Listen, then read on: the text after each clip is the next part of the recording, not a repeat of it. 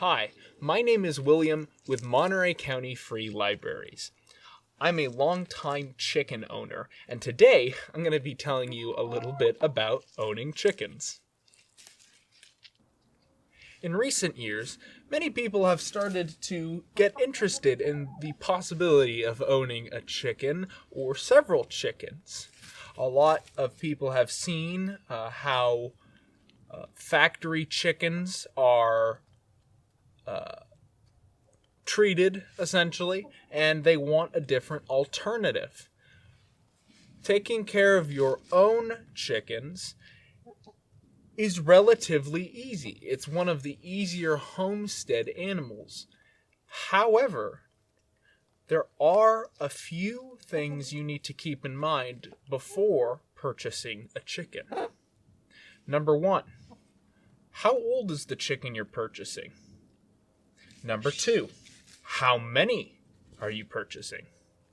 And number three, have you ever purchased a chicken before? So number one, how old is the chicken you're purchasing? If you're getting an egg-laying chicken, you might want to start out with chicks. Chicks are relatively simple to raise. I won't be talking about raising chicks, though, in this video, so I'm going to assume that your chicken you are buying or already have is an adult. Number two, of course, is, as I mentioned, the amount of chickens you are buying. Are you buying one chicken? Are you buying 2 chickens? I have 8 chickens here. The more chickens you get, obviously, the more work you're going to have to put in to taking care of them. More chickens requires more food, a lot more cleaning, and often a lot more space as well if you really want to get the most out of your eggs. Now with number 3, have you ever owned a chicken before? This is obviously really important. If you have, you don't need to pay attention to what I'm about to say, but if you haven't, here's something to keep in mind. What is the kind of chicken that you are getting? If you don't know what chicken you're buying, you might buy a chicken that may not produce the eggs you want, or may not even produce many eggs at all. Make sure you are looking into the exact breed of chicken you are buying before you just buy a chicken, especially because a lot of chicks look very similar, and when they are fully grown, they can be a completely different bird. So you have your chicken. Now what? Well, your chicken's going to need somewhere to live. Right next to me here is my chicken coop. It's quite large because I have 8 chickens, but space is honestly something that you really need to consider, because you probably want to have a decent amount of space even if you only have 8 chickens. Chickens need a lot of room to move around to produce really healthy eggs. So make sure you already have adequate space allocated for your chickens before buying a chicken, obviously. And also make sure you look into whether you can actually have a chicken in the area you live in. Many homeowners associations do not allow farm animals of this type. And of course, many cities don't allow farm animals at all.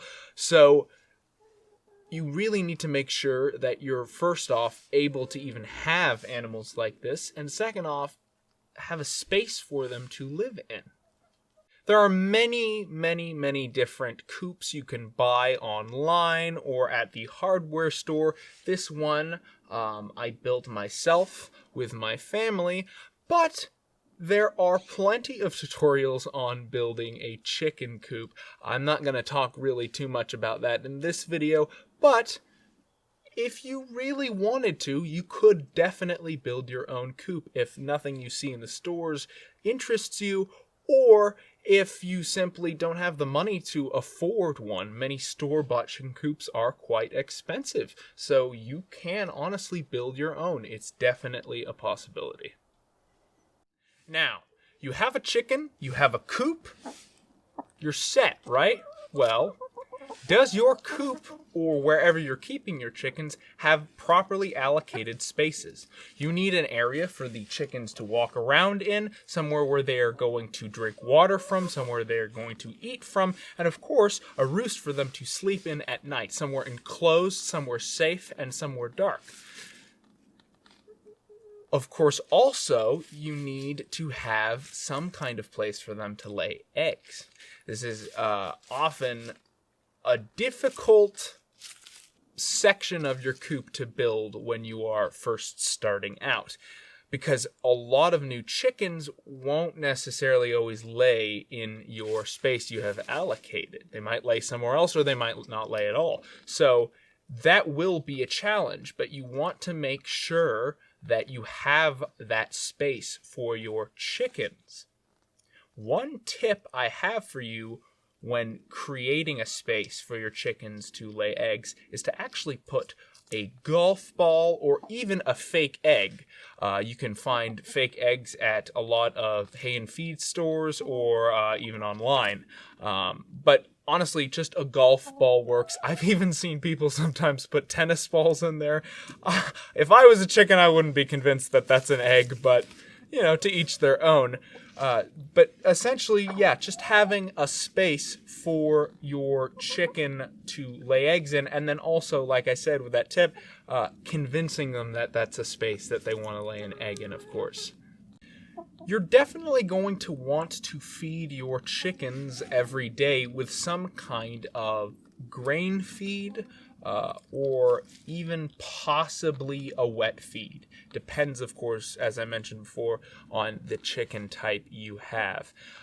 Chickens cannot necessarily survive on their own just out here in the wild. It's great for them to have a space to walk around in and eat, from the bugs in the ground to the grass. Chickens actually like grass. That's something many don't know. But you want to make sure you are still giving them some kind of diet of grains, because the chicken is not going to be able to survive just on the bugs in the ground, because these are not wild animals. They're not necessarily extremely advanced hunters, right? They can only do so much, so you do still want to be feeding some kind of grain, especially if you are living in an area that does not have a lot of space for the chicken to search for its own food. Of course, if you do have a decent amount of space to keep your chickens in, you're going to also want to keep them away from certain areas. Maybe you don't want them walking into your neighbor's backyard. Some kind of netting, mesh netting or chicken wire is good to keep them in one location. They really don't try to test boundaries too much, so you don't have to worry about making, the walls of Troy to keep them out. You can create some kind of netting. There's a lot of great green plastic style nets that are fairly cheap that will work just fine. That's what I use for my chickens. But of course, if you do want to use chicken wire for that as well, that works just fine. Chickens can also be quite social. You can see I have chickens all around me right now. You will get to know them over the years you own them. But it does take time. Chickens at first are not going to want to hang around you, and especially if you really force yourself on the chickens, you're trying to catch them all the time, you're running after them, you're walking past them, not minding their space, they might get scared of you, and then they might never come up to you. But, a little clap or a call to them, if you continuously do that, they'll learn from that, and if you kind of just sit near them, they will eventually learn to come up to you, and they won't be as afraid of you. Another thing I like to supplement in with my chickens' diet is some kind of oyster shell. Oyster shells are really, really good for the chicken's actual eggshell. it will be far stronger than many of the store-bought ones. And honestly, your first time cracking a really strong chicken egg, it's going to be a surprise because many have never done that before. So if you're interested in stronger egg quality, you may want to look into also giving your chickens a little bit of oyster shell occasionally. Thank you for tuning in today and learning a little bit about chickens. I hope that if you're a first-time chicken owner, this has been helpful to you. Or honestly, if you're just considering buying chickens, this has also been helpful to you. Or maybe it's just entertaining. Thanks for watching.